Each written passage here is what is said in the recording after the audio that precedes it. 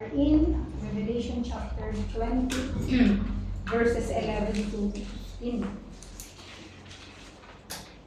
Meron tong itinakda ang Diyos sa isang araw na ang lahat ng tao ay haharap sa Kanya pong trono.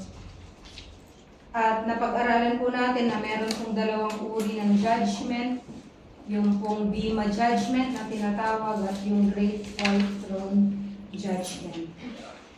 So, Revelation chapter 20, verses 11 to 15 are 5 verses. 5 lang po na verse yung text natin sa umaga pong ito. No? They are 5 verses that describes the final judgment of all unbeliever of all ages. Lahat ng mga unbelievers na naipanganak dito po sa lupa, sabi dito, from all ages, they are going to appear before the great white throne. Sometimes, Christians pray like this: Lord, grant that I may stand before your holy, great white throne. Hindi po natin dapat ipag-pray yung bagay na yon kasi wala pong Kristiyano na haharap doon po sa great white throne. Pero haharap po tayo doon sa judgment seat of Christ. Magkaiba po yun, ano? And so our Lord refers to this event as the resurrection of judgment. If you have your Bibles, doon po sa John chapter 5, verses 28 to 29, nagsalita po ang Panginoong Jesucristo at ang sabi niya dito, "Do not marvel at this, for an hour is coming," darating daw po ang panahon, ang time, "in which all who are in the tombs will hear my voice and will come forth. Those who died, those who did the good deeds to a resurrection of life, those who committed the evil deeds to a resurrection of judgment." No, this judgment takes place between the end of the present universe and the creation of the new heaven and earth. Ito po yung judgment na the great white throne judgment. But in the book of John, when John was writing this, no, sinabi niya dito, John chapter 5, if you remember, doon sa verse 24, ang sabi ni Jesus, sabi niya dito, "Truly, truly, I say to you, he who hears my word and believes him who sent me has eternal life and does not come into judgment, but has passed out of death into life." No, ito po yung assurance of salvation po natin, no? Na ang sabi ng Panginoon, sabi niya, "Truly, truly." No, sinasabi ko nga sa inyo, sino man daw ang nakikinig sa kanyang salita at nananampalataya sa kanya na nagsugo sa akin, ay magkakaroon ng buhay na walang hanggan. Sabi niya, at hindi na siya hahatulan. That's why we are not going to stand before the great white throne of God. Ang sabi niya, He has passed from death to life. Hindi na natin mararanasan yung kamatayan na tinutukoy dito sa Bible, yung second death na sinasabi. No, anyway, nabanggit ko lang po yun dun sa John chapter 5, verses 28 at 29, lang sabi po, lahat daw po ng nasa tomb, lahat ng nasa libingan, darating ang panahon, sabi niya, na lahat ng nasa libingan ay maririnig ang aking boses at babangon muli. So, ibig sabihin, lahat po ng mga tao na namatay na ay babangon muli. Pero hindi po magkapareho ang panahon ng pagbangon po nila. Meron po tayong tinatawag na first resurrection at meron tayong tinatawag na second resurrection. But if we are going to talk about resurrections, mabibilang natin na parang may 1, may 2, may 3, may 4 na resurrections. But ang tinutukoy lang po dito ay 2. Ibig sabihin, yung resurrection of those who are righteous and those of the unrighteous. The believers and the unbelievers. So maririnig po pala natin ang kanyang tinig. Hindi ko lang po alam sa rapture, kapag po tayo ay tinawag, kung saan tayo ay magre-resurrect, tayong mga namatay na, or kung tayo man ay buhay pa nung time na yon, I believe that we are going to hear the voice of Jesus Christ. Kasi ang sabi niya, maririnig natin ang kanyang tinig. Sabi niya, at magkakaroon tayo ng resurrection. Resurrection of life and resurrection para po sa judgment. No? So dito po, gusto ko lang po talakayin ang 6 na bagay. Mahaba-haba ata. 6 na letter P. Okay? The first is the place. The place. Dito po sa earth, kapag po meron pong judgment, ibig sabihin merong courtroom. So there is a courtroom of heaven. Ang sabi po sa verse 11, sabi po ni John, when he wrote the book of Revelation, sabi niya, then I saw, nakita ko, a great white throne, and him who sat upon it, from whose presence earth and heaven fled away, and no place was found for them. So saan kaya ang courtroom na ito, at saan kaya ang judgment? It's not in heaven. And it's not on earth. Kung hindi po sa heaven at hindi sa earth, saan? Kasi kung sabi dito, from whose presence, sa mere presence po ng Diyos, sabi niya, earth and heaven fled away. And no place was found for them. So if it is not in heaven, and if it is not on earth, saan po? Hindi ko po alam. But there is a specific courtroom or specific place in which all the unbelievers will be judged. At wala po sa atin na nakikinig sa oras na ito ang haharap doon sa great white throne judgment kung ikaw ay nanampalataya sa Kanya at ibinigay mo ang iyong puso sa Panginoong Jesucristo. You are not going to be present in this kind of judgment. So ang sabi dito, I saw a great white throne. Walang kama-kama ito, no? Great white throne. So the 3 words represent 3 things. Number 1, great. From the Greek word megas. It speaks of an infinite power. Kaya dito po sa bulletin natin, maaaring hindi natin mag-grasp how great, pero ganito lang po yung illustration na naipakita dito, na it is great. Napakalaki. At alam nyo po, kapag po estudyante ka, at ikaw ay pinatawag sa principal's office. Principal's office pa lang ito, nanginginig ka na sa takot kasi ikaw ay nandun na nakatayo, at nandun at nakikita mo ang principal, di po ba? Wala pong sinabi yun. At wala rin sinabi yung kapag ikaw ay pinatawag ng boss mo sa kanyang office para i-reprimand. Hindi po yung kapareho, pero sa mga ganong sitwasyon, kinakabahan ka na. Di ba? How much more when you face the great white throne if you are an unbeliever?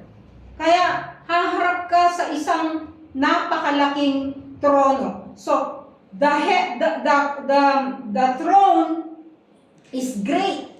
It speaks of infinite power. Hindi mo madidescribe kung gaano kalaki. But it talks about the power of God. No? The lost person standing before the throne will be overcome with an incredible sense of fear. Kung ako yun, no? And I believe that the lost, those who are not saved, will weep. Iiyak po sila sa takot, sa pagsisisi, no? Sa awe of the one who is the judge during that time. So pangalawa po, hindi lang yung great, kundi ang sabi niya, white. White talks about yung brilliance, hindi yung white na suot lang natin ngayon or suot nyo ngayon. No? But it talks about yung purity. No? The purity of the one who is judging.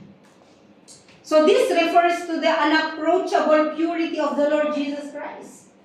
Why is this important? Because many on that day will stand before the throne and say to God, or maybe thinking of saying this to God, that I am a good person. But if your work or if your deed is compared, or your deeds are compared to the purity of the Lord Jesus Christ and to the purity and the holiness of God, you can never compare with Him. It is white. The only way to stand before God is to be washed in the blood of the Lord Jesus Christ.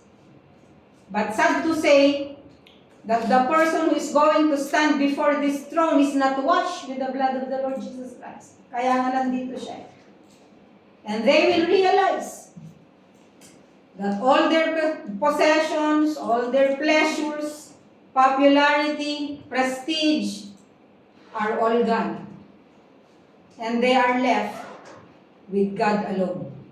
Remember, this is a one-on-one encounter with the Almighty God. No wonder Jesus said in Mark chapter 8 verse 36, "For what shall it profit for a man even if he gains the whole world but lose his soul?" No wonder, sinabi po ng Panginoong Jesucristo, sabi niya, ano ang mapapakinabangan ng isang tao, makamtan man niyang buong mundo, kung mawawala at kung ang kanyang kaluluwa naman ay mapapahamak sa impyerno. Di ba? Ikaw na ang may-ari ng lahat, ikaw na ang pinakamayaman, ikaw na ang pinakapopular, ikaw na lahat. But the Lord said, anong makakamtan mo? Anong ganansya mo? Anong pakinabang meron ka kapag ikaw ay namatay at ikaw ay haharap sa trono ng Diyos? Haharapin mo yung purity ng Diyos at makita mo na ang purity mo ay basahan lamang sa harapan ng Diyos. No? So you will realize that one day, if you have not given yourself to the Lord Jesus Christ. At pangalawa, yung word na throne, tronos. It speaks of the sovereign God Himself who will be in charge of this day, yung throne. Kaya nga po, either you put God or you put Jesus Christ in the throne of your heart today, or you'll stand before His great white throne on that day. Pwede tayong mamili.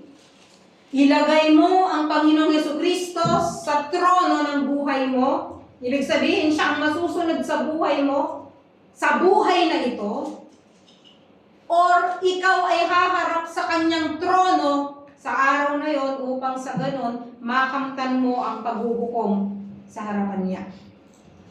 Notice the last phrase in verse 11. Ang sabi niya, "From whose presence earth and heaven fled away, and no place was found for them." So there is no place to hide.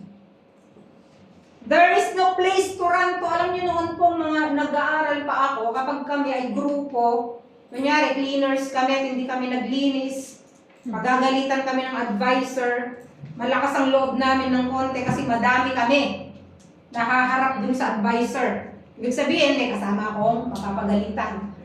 No? And sometimes, yung mga iba, magtatago sila dun sa harap ng kanilang, sa likod pala ng kanilang classmate, para hindi sila makita ng teacher. But in this judgment, mag-isa ka lang. Maraming tao na i-judge, pero yung judgment mo is one-on-one. You cannot hide. There is no place to hide. No? Wala kang moral support sa katabi mo. Okay? In the Garden of Eden, Adam sinned and tried to hide behind a tree. Wala pong puno dun. No trees on that day. When Jonah disobeyed God, he tried to take a boat ride away from it all. But there is no transportation away from that judgment. Hindi mo pwedeng sabihin, magtatago ako or mamaya na ako. It is a one-on-one, the sinner and the judge in the final judgment. I remember a story that I read. Meron daw isang lalaki na nalulunod at sinagip po siya ng isang tao na nagfi-fish sa boat. That man was fishing dun sa kanyang boat at sinagip po niya yung nalulunod. Siyempre, tuwan-tuwa siya. After time passed, hindi ko alam if a year or so, nagkaroon ng legal problem itong lalaking ito, yun pong nalunod na nasave. He had a legal problem and has to go to the court.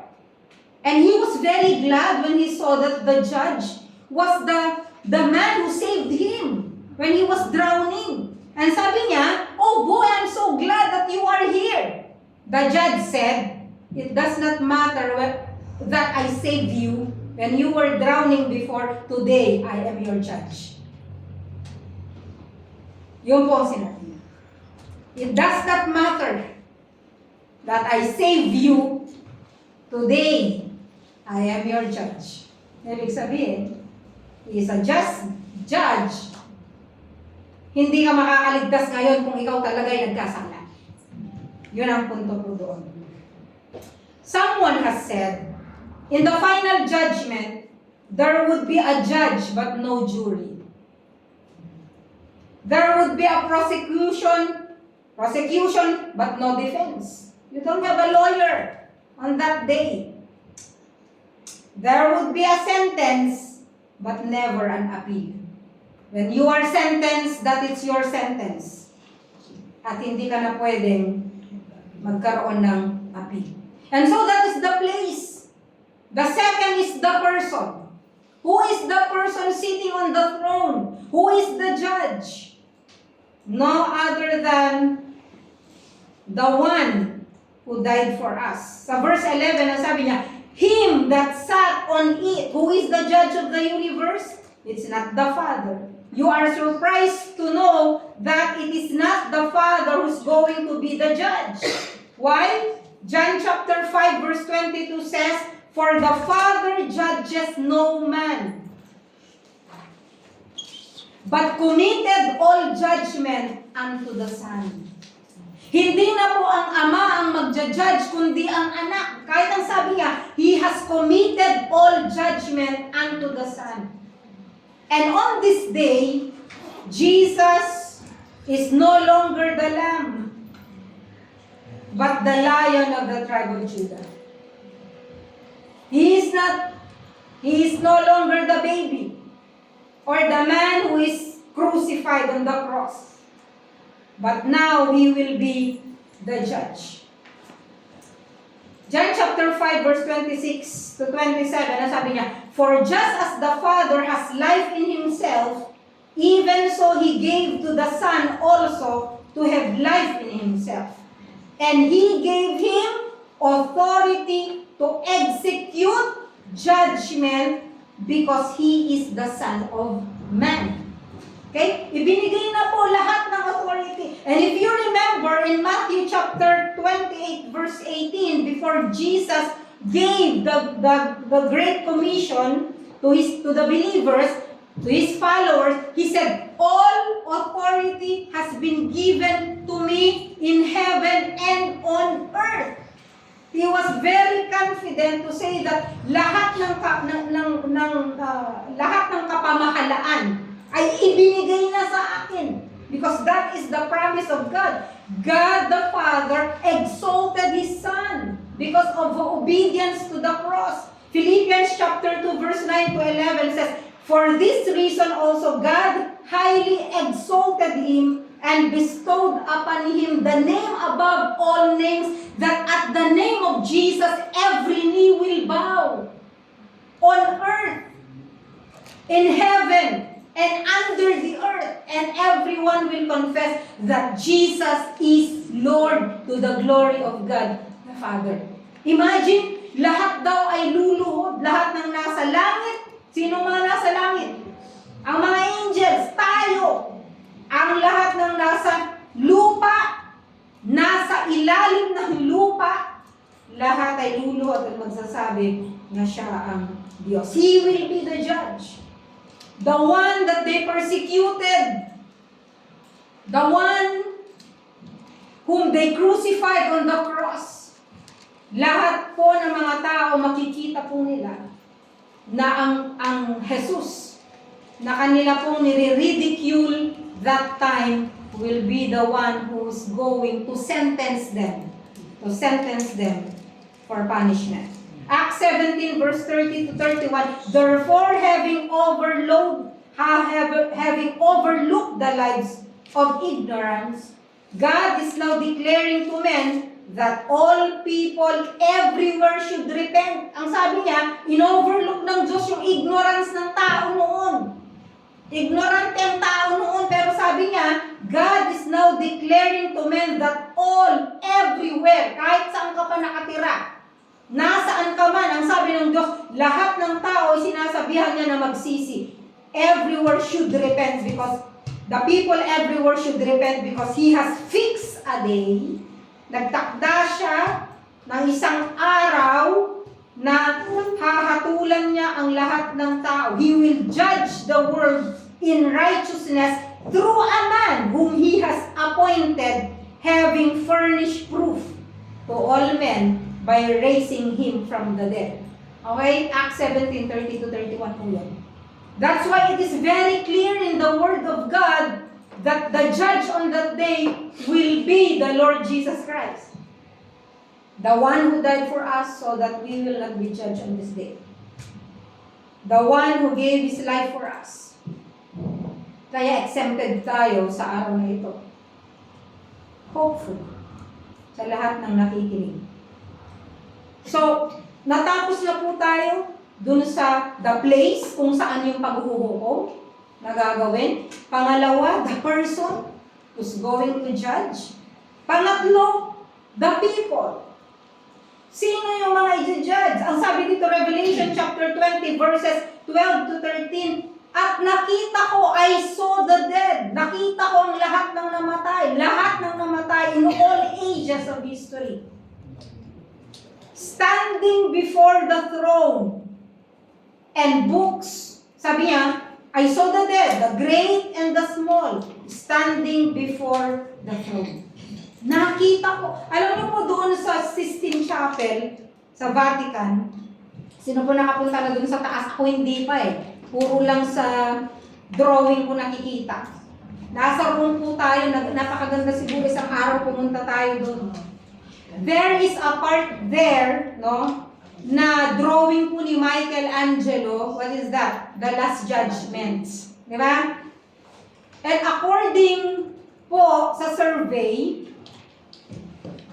at least 25,000 na tao araw-araw ang pumupunta doon para makita yun. But I doubt if people understand the concept of the Last Judgment. But it's a very famous painting sa Sistine Chapel. Okay? Pwede mo bang ipakita yun, Hana, mamaya? Okay? Yung drawing ni Michelangelo, just the drawing, it's a picture of the Last Judgment. But of course, it's not like that, no?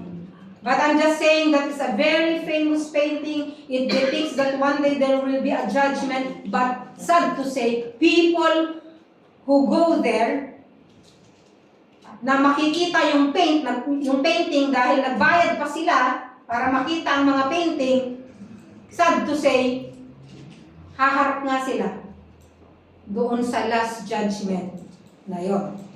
Okay? So, ang sabi dito, great and small. Alam niyo po ba yung salitang great and small? It's mentioned 5 times in the book of Revelation. This is a reminder to us that men and women alike, anuman yung kanilang kalagayan sa buhay, they will stand on the same level before the throne. Mahirap ka, mayaman ka, famous ka, hindi ka famous. Basta unbeliever ka, haharap ka sa trono na ito. Again, I'm saying, this is not a general judgment. It's not a judgment for the believers and unbelievers, nag-mix sila. No. We were already, before the great white throne judgment, natapos na ang rapture. The rapture has already passed. Tapos na din ang millennium. We have been ruling with the Lord for 1,000 years. After 1,000 years ng millennium, wala na lahat, patay na lahat. Okay? Kasi wala nang millennial kingdom, di ba? So after the millennium, will be the great white throne judgment. If you are a Christian, you don't have to worry. Wala ka dito. But I'm just saying that this is a reminder that if you don't have a relationship with the Lord Jesus Christ, kung hindi ka namumuhay na ang Panginoong Jesucristo ang nagro-rule sa iyong puso at hindi ka sigurado na ikaw ay tumanggap sa Panginoong Jesucristo sa iyong buhay as Lord and Savior, matakot ka. At ngayon pa lang, kinakailangan mong maghanda para sa araw na ito. This is not a general judgment. There is only one group of people who's going to face the judgment of God. Who are these people? Those who did not accept that the death of the Lord Jesus Christ on the cross is sufficient enough to cover all your sins. And those who did not accept the Lord Jesus Christ as their Lord and Savior. Ang Panginoong Jesucristo, hindi siya salbabida. Hindi siya salbabida lang, kundi ang sabi niya, tanggapin mo siya bilang Panginoon. Ano yung sabi ng Panginoon? Bilang boss ng buhay mo. Siyang masusunod sa buhay mo, hindi ka. Wala kang say sa buhay mo. Ikaw ang nasusunod ngayon. Kapag ang Panginoong Jesucristo ang naghari sa buhay mo, siya na ang masusunod dapat sa lahat ng decision ng buhay mo. Yan po yung grupo ng tao na haharap sa Kanya. And there are 5 categories. Alam niyo ba, may 5 kategorya ng mga tao, ng mga unbeliever na haharap sa araw na yun. There are 5 categories of people who will be judged. You can classify yourself if you want. Number 1, the unrepentant sinner. Number 1, the unrepentant sinner. They hate God, talagang bulgaran. They hate God. They don't believe in God. They hate God. They hate the Christians. They hate the Word of God. They hate the preachers. And I believe na walang ganun ngayon dito. Amen? If there are, may God have mercy upon your soul. But there are many people in the world that are going to be judged and going to hell because they are unrepentant sinners. They blaspheme God. Pangalawa, yung kabaligtaran ng unrepentant sinner. Ano yung pangalawa sa category? The self-righteous people. Do you know that there are many self-righteous people who are going to hell? And there are many of this in the world and even in the churches today. Mga Pariseo. Mga better than thou attitude. They think that they are good enough. They think that the gospel and repentance is for the thief, for the murderer, for the adulterer, for the drunkard, but not for me. Because I am good enough. Lumaki akong mabuti, pinalaki ako ng magulang kong mabuti, lumaki ako sa bene na pamilya. They think that they are good enough and they are thinking that their goodness or good works will be one qualification for them to go to heaven. Pero nagkakamali ka. These are sincere people but they are sincerely wrong. Akala nila, ligtas sila pero hindi sila ligtas. They are deceived. And they do not understand that salvation is not because of good works, but of God's grace. Hindi nila nauunawaan na ang kaligtasan ay hindi sa pamamagitan ng mabuting gawa. Yung mabuting gawa ay resulta lang ng kaligtasan mo. No? Why? Ephesians chapter 2 verse 8 to 9. Your memory verse. For by grace you have been saved through faith and not of yourselves. It is a gift of God. It is not a result of work so that no one may boast. There is no amount of good deeds and good works that you can do in order for you to be saved. Tandaan po natin mo. And so, ang haharap po sa judgment seat of, doon po sa great white throne judgment is the unrepentant sinner. Pangalawa, the self-righteous people, those who are thinking that they are good enough. No? Ang sabi sa Isaiah 64:6, for all of us have become like one who is unclean, and all of our righteous deeds are like filthy garments, filthy rags. Maruming basahan lang sa harapan ng Diyos. Yung mabubuting gawa na inisip mo na meron ka. Number 3, not only the unrepentant sinners, not only the self-righteous people, but number 3, the procrastinators. Bukas na lang. They know that they are sinners. They have heard the gospel. They know that they have to pray and receive the Lord Jesus Christ. They know that they need to be saved. And these are also people that are saying there's still time. Saka na lang. Pag maayos na yung sarili ko, saka na lang. Or may time pa naman, siguro pag malapit na akong matanda, saka na lang. What's your guarantee? Naaabot na pa sa katandaan. You need to know that there is no guarantee for tomorrow. Okay? You know that you need to repent and you need to be saved. You decided in your heart that I am going to be saved. I don't want to go to hell. And yet, sinasabi mo, someday. And the devil keeps whispering. Sabi niya sa'yo, yes, yes. Do you know that? Na nag-whisper din ang diablo, sinasabi niya na, yes, yes, okay, I agree. That you need to receive the Lord Jesus Christ. You need to be saved. But not now. Not now. Hindi ngayon. Saka na lang. Okay. 2 Corinthians 6:2 says, now is the appointed time. Today is the appointed time. Today is the day of salvation. Pag narinig mo ang gospel at narinig mo ang invitation that you need to receive the Lord Jesus Christ, you need to repent. You have to do it now. Why? It's not a guarantee na paglabas mo sa church na to, buhay ka pa. I always say this, even for myself, na I cannot guarantee that after this worship service, buhay pa ako. You know why? You can die anytime, in any way. Meron nga doktor sa amin sa Tarlac, na very famous kong doktor na to, doktor ko nga siya, Gaini. No?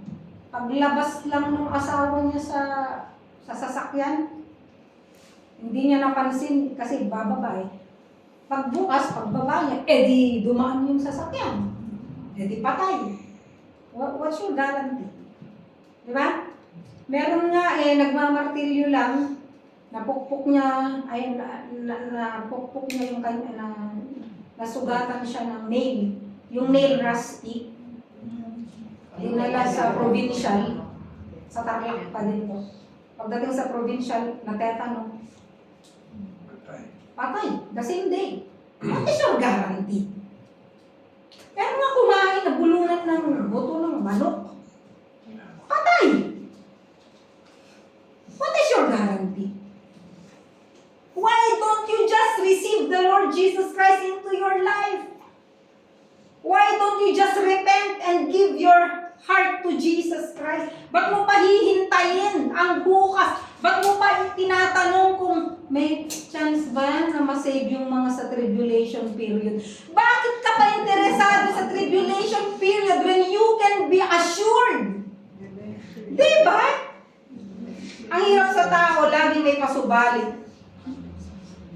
The Bible says, now is the day of salvation. This may be the last gospel message that you are going to hear. At ang sabi ng Bible sa Hebrews, today, if you hear the voice of the Lord, do not harden your hearts. Diba pinapatigas ang puso? Diba? Do not presume that there is tomorrow, because the word tomorrow is the word that is only found in the vocabulary of those who are fools. Bakit?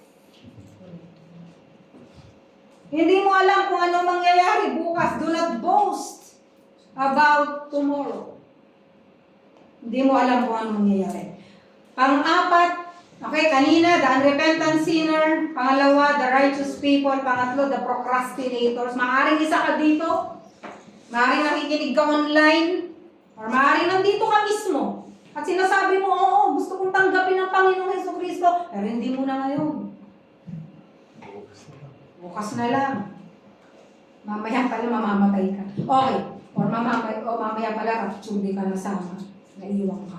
Okay, number 4. Masakit ito. But they are church members. Church members. Is it possible na miyembro ka ng Rema, hindi ka saved?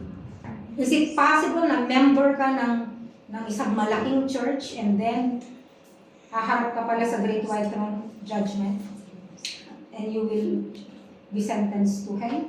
Is that possible? These are deceived people. These are church goers. They go to church. Magpapamember sila sa isang church thinking that, okay, member ako sa church na Christian ako. They appointed themselves to be Christians because they are members of a church. And many are already 10 years, 20 years, 30 years church goers. I don't care kung 50 years ka nang nag-church. The question is, do you have a personal relationship with the Lord Jesus Christ? Have you repented of your sins? Have you given your heart to the Lord Jesus Christ? That is the question. And it is very sad to say that the one who is working even in the church, maaaring ikaw nagbibigay ka pa nga ng Lord's Supper, nag-a-usher ka sa church, nagwawalis ka sa church, nagtuturo ka ng Bible study, but you are not saved. Hindi po ba masakit yun? Kaya po may mga maiiwan eh. At may mga ma-judge, and they will cry on that day. They will be gnashing of teeth. There will be weeping and gnashing of teeth. Iiyak ka.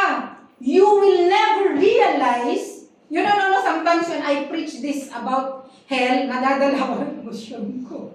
You know why? You don't know what hell is. Madalas lang natin sabihin, go to hell. We use the word. Liars go to hell, see you there. No, I won't see you there. We take it very lightly. But can you imagine, kung sa bagay, i-preach ko din to about hell. What hell is really like. You don't know what hell and the lake of fire really is. I've never been there and I don't want to go there. Me too. But we don't want our relatives to be there. We don't want our friends to be there. Kung BFF mo, ayaw mong mapunta doon. Kung pamilya mo, ayaw mong mapunta doon. And maybe, I'm thinking, maybe the reason why the Lord God does not want us to be witness in this judgment is because we are not going to bear it. To see our loved ones, our friends, our relatives, nakasakasama mo, hindi mo nabahaginan, and they are there, they are sentenced to death. Eternal death. Siguro, because of the grace of God, He does not want us to witness this. We are not here. Wala tayo dito. Okay. So let's go back to the church members. They have a religion. They are religious people. Religyoso sila. Ano yung sila religyoso? Pag Sunday, mag-church sila. Pagkatapos, magmamasyal sila. Alam mo yun? Mga religious. Magpapacheck sila ng attendance. They have a religion, but they don't have the Lord Jesus Christ into their hearts. Kasi kapag nandyan sa puso mo ang Panginoong Jesucristo, alam mo kung ano ang tama at mali, alam mo kung ano ang kalooban ng Diyos sa buhay mo. Okay? These are lost church members. They join a church. They are baptized. They are a member of a Bible-believing church. There are many people who have their names in the church roll, in the church membership, but not in the Lamb's Book of Life. Church membership is not a guarantee that you are saved. But don't get me wrong. I love the church. Jesus Christ died for the church. I am just saying about the local church. Yung church na ganito.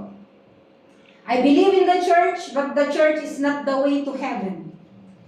Jesus is the way to heaven. On that day, sasabihin mo, Lord, hindi ko kasi alam kung saan ako mag-attend. May Baptist, may Methodist, may Pentecostal, merong, ano ba yan? Merong Southern Baptist, Conservative Baptist, International Baptist, lahat na ng klaseng Baptist.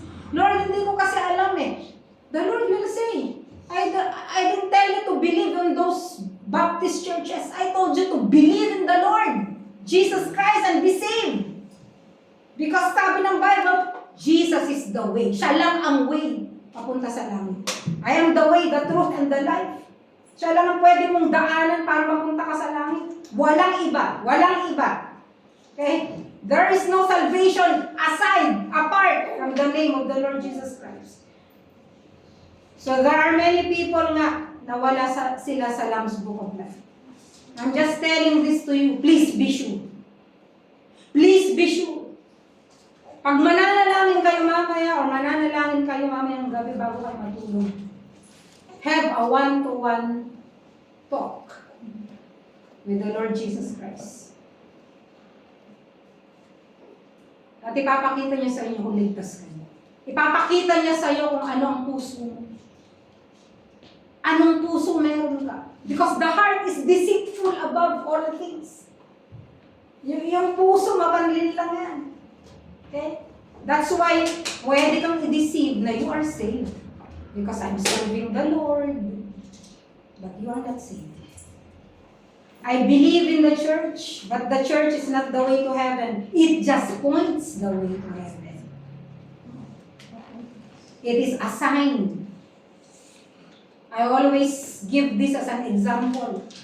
A sign is not the place.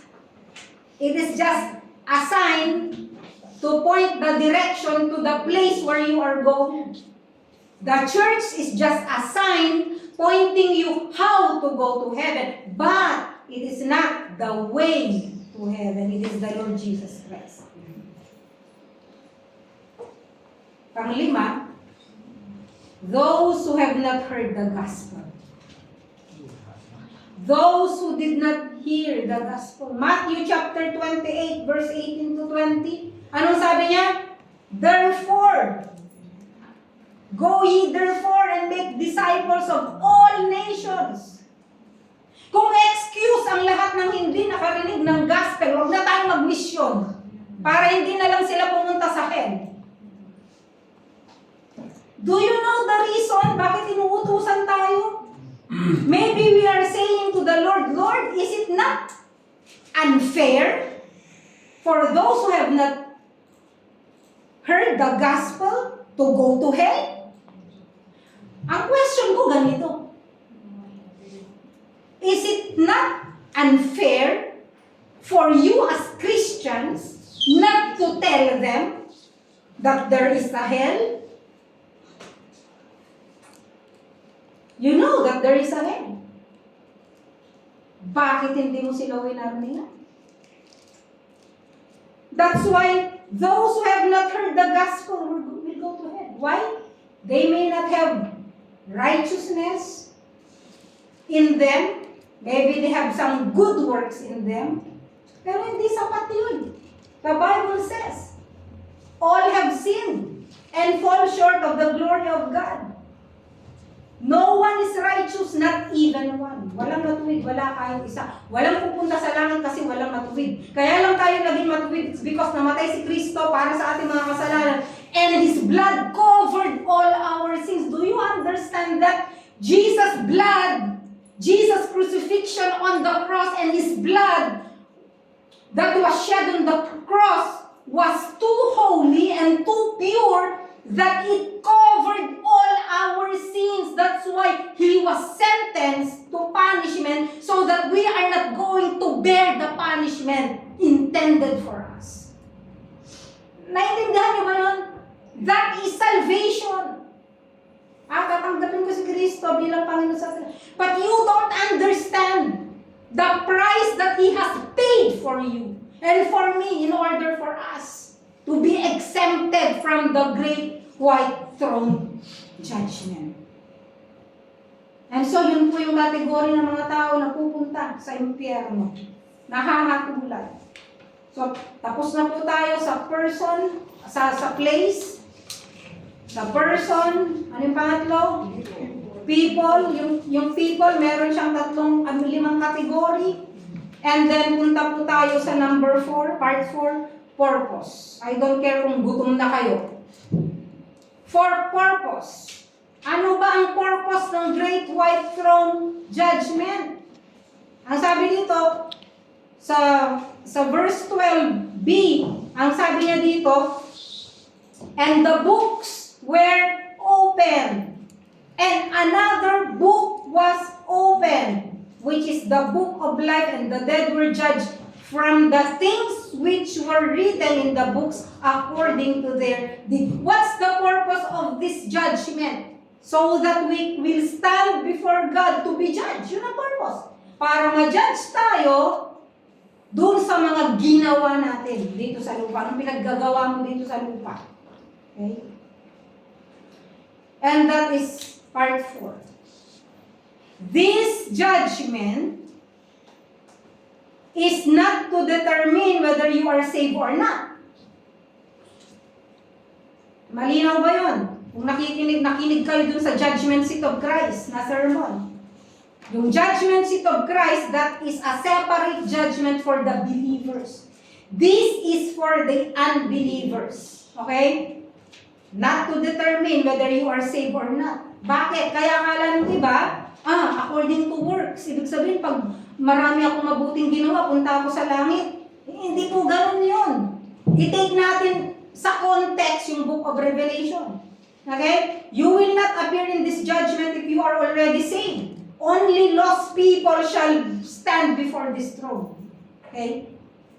Number 5, prosecution. Diba, pag nasa korte ka, pag ikaw ay nandun, ikaw yung hinahatulan, prosecute ka, diba? Tatanungin ka, diba? Ganun yun eh. 13b. Ang sabi dito sa 13b, and they were judged, every one of them, according to their deeds. So, sa prosecution, anong ginagawa sa prosecution? They present the evidence, diba? Ebidensya. Yung mga ebidensya para mahatulan ka. What are the evidence? That's why the books are open. You know why? The evidence are your deeds. Do you see that there is not just one book?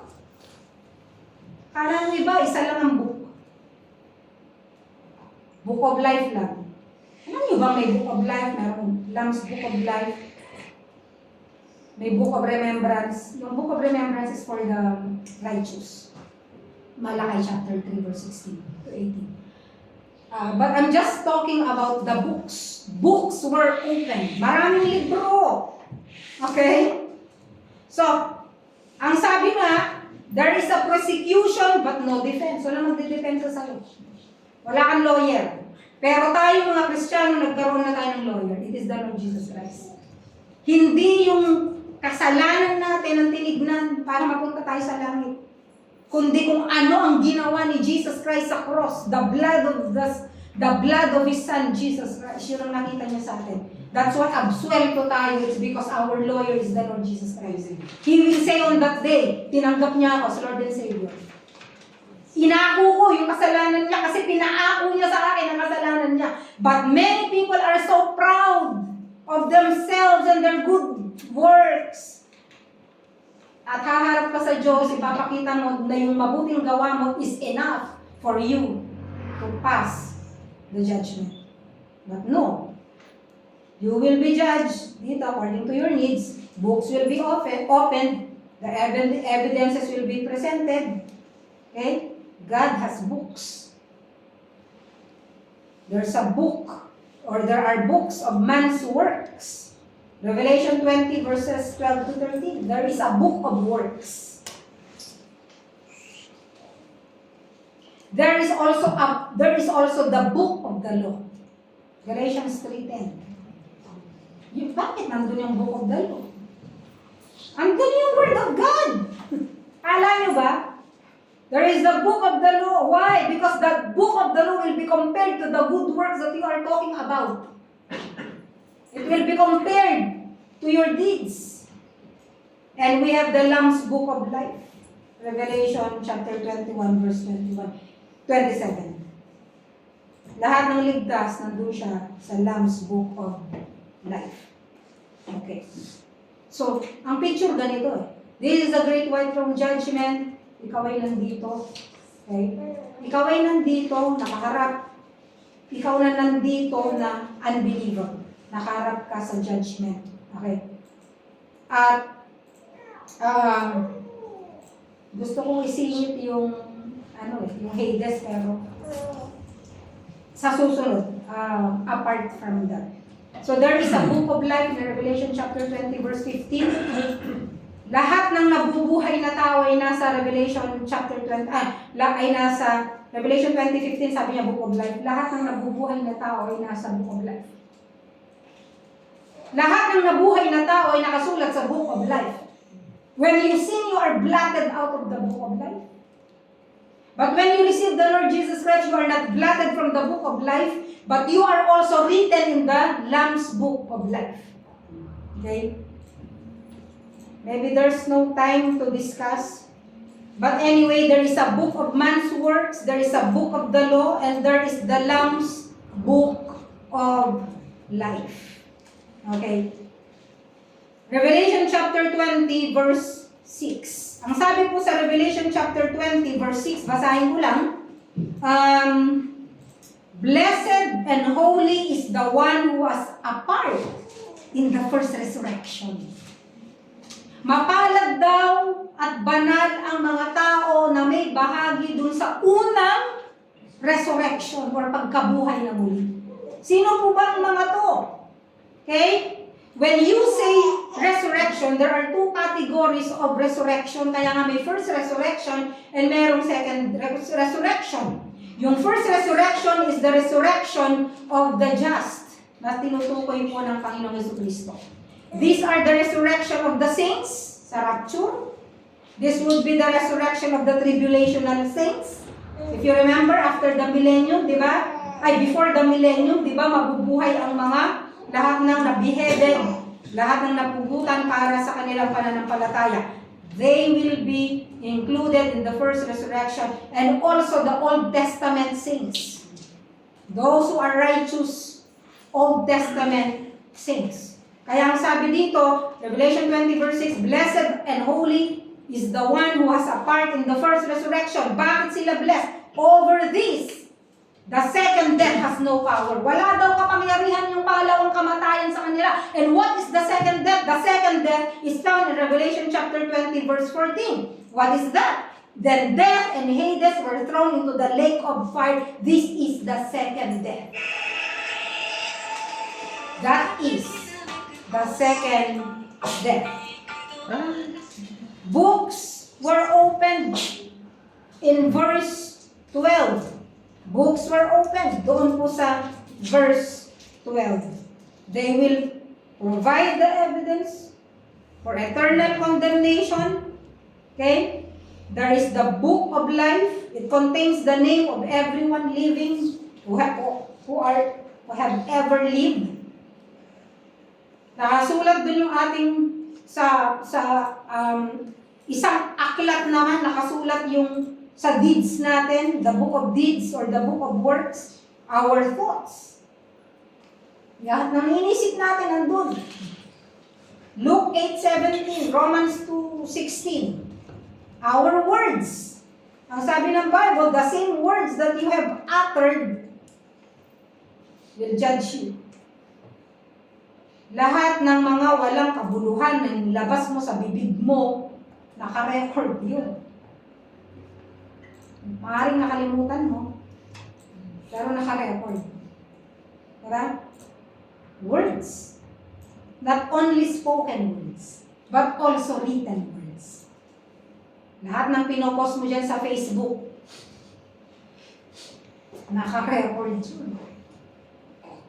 Actions. Matthew chapter 16 verse 27, lahat ng action natin. And kagaya na sinabi ko kanina, there is a book of the law, compares your deeds to God's holy and perfect standard. Romans 3:23. Okay? So in John chapter 5, verse 28 to 29, yung binasa ko kanina, introduction, John 5:28 to 29, dito, ine-explain po ng Panginoong Jesucristo. Jesus explained that everyone who has died will be resurrected. No? Some will be resurrected to life, meaning they will end up to heaven for eternity because they are saved. Saved from the consequences of sin, saved from judgment, saved from hell. And some to a resurrection of judgment. Hahatulan sila. At pang-anim, punishment. Pinakahuli. Verse 15. Okay? Natapos ka na sa place, nasa courtroom ka ng Diyos, and you meet the judge, the person, and there are people, mga tao, sino yung mga tao included sa mga madja-judge? Pang-apat, ano yung pang-apat? Yung purpose, bakit ka nandun? Para hatulan ka. Pang-lima, yung prosecution, na cross-examine ka na at lahat. Mga term ng mga abogado at korte. And of course, your sentence. Your punishment. Para letter P siya. Punishment. Verse 15. Ang sabi nga, this is the sentence without appeal. Wala nang appeal dito sa higher court. Dito, di ba, pag nasentensyahan ka, pwede na pang mag-appeal. Pagka sinabing sentence, sinentensyahan ka na, tapos na. Wala na. And do you know that there are degrees of punishment in hell? Kung merong degrees of rewards for our good works as Christians, there will be also degrees of punishment in heaven. Bakit? Dito na nga lang sa Matthew 11:22, di ba? Ang sabi ni Jesus Christ, it will be more tolerable for Tyre and Sidon in the day of judgment than for you. More tolerable. Matthew chapter 10 verse 15, ang sabi niya rin, it will be more tolerable for the land of Sodom and Gomorrah in the day of judgment than for that city. What city? Those who will not receive the gospel. Diba ang sabi ni Jesus Christ? Kapag pumunta kayo sa isang bahay, sabi niya, hindi nila kayo tinanggap. Ano sabi niya? Ipagpag nyo ang inyong mga sandalyas at umalis kayo. Ano ibig sabihin nun? Wala kang pananagutan kung sila ay ma-judge to hell. Because you have already shared the gospel or ayaw nila kayong tanggapin. Pero, ang sabi ng Bible, it is more tolerable pala for Sodom and Gomorrah than for that city who will not receive the gospel or who will not receive the prophets of the Lord Jesus Christ. Imagine mo yun?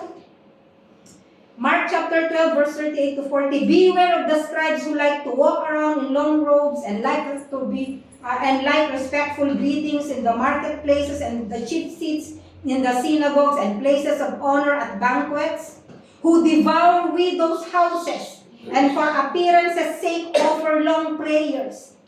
These will receive greater condemnation. Imagine mo, mas malaki yung punishment. And then there is the parable also dun sa book of Luke. There is a parable there that say, sabi niya, merong hahampasin ng marami at merong hahampasin ng kaunti. Ang ibig lang sabihin po noon, may degree of punishment. Ibig sabihin, yung punishment, ibig mong sabihin, yung punishment ni Kibuloy, kapareho ng punishment nung kaibigan mo na hindi lang tumanggap sa Panginoon? Or yung nag-procrastinate? No. There is a degree of punishment for false prophets, false teachers. Lahat ng mga nanligaw ng mga kaluluwa papuntang impyerno, mas malaki ang punishment nila. Okay? And I would like to conclude that hell and the lake of fire is not prepared for people. It's not prepared for you. Hindi prepare ng Diyos yan. It is prepared for Satan and his demons. So don't go there. Sinasama lang kayo. Sinasama lang kayo. You can avoid this place. And you can avoid the eternal punishment of God. Gusto ko pong sabihin sa inyo, you can receive the Lord Jesus Christ now, later, it's up to you. But don't procrastinate. The Bible says today, now is the time of salvation. Now is the day of salvation. This is the gospel. Man is sinful. Makasalanan ng tao, ang sabi ng Biblia, lahat ng tao ay nagkasala. Lahat. Kahit ang papa dyan na nandyan.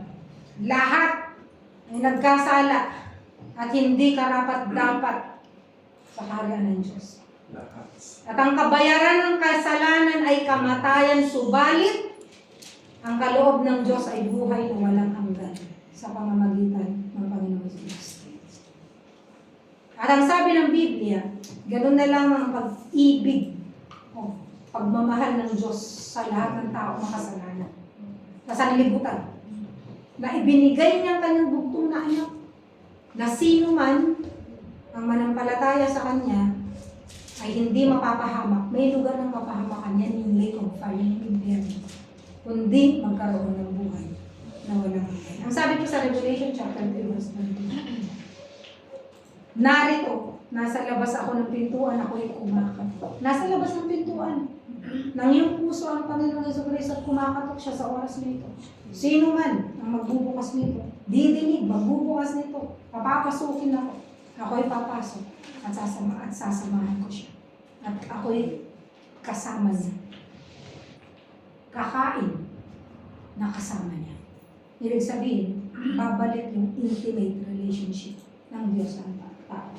Sa oras na ito, maaaring nandun ka sa 5 kategorya ng mga taong haharap sa paghuhukom at masesentensya ka. Maaaring ikaw ay nandoon.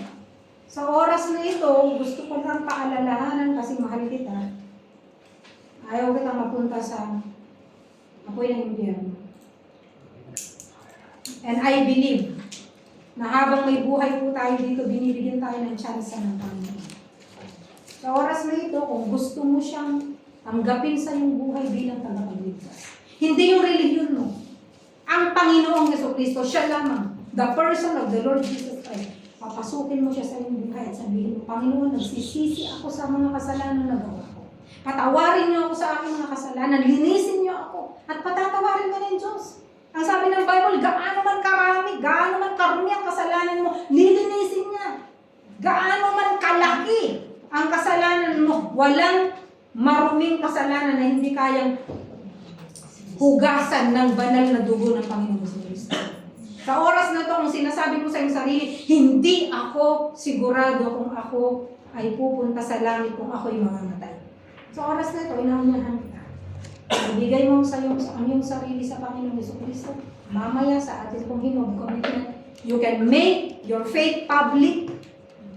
Jesus died publicly and died on the cross publicly. Kaya sabi ng Panginoon, kung sino man ang nagmamakahiya sa akin, sa harapan ng tao, ikakahiya ko rin sa harapan ng mga anghel at sa aking Ama na nasa langit. You can make your faith and your decision sa himog commitment mamaya. Kung gusto mo siyang tanggapin as Lord and Savior, you can receive Him as Lord and Savior. At sa lahat po ng naka-online, I want you to pray this prayer mamaya sa ating pong pag-aawit. You can pray by yourself and say, Lord, patawarin niyo ako. Lord, gusto ko na magpakatotoo. Whatever your word is, as long as you are saying, Lord, sa'yo na ang buhay ko. Patatawarin ka ng Diyos. Tayo po mananalo. Panginoon Diyos, marami pong salamat sa inyo pong biyaya, sa inyong katapangan. Bigyan niyo po ng katapangan ang lahat po na nag-join online at lahat na nakakarinig ng tinig na ito na i-surrender ang kanilang sarili sa inyo. As we pray and as we listen to the song, hayaan mo na ang bawat isa ay manalangin ng bukal sa kanilang puso at tanggapin kayo sa kanyang buhay, sa kanilang mga buhay as Lord and Savior.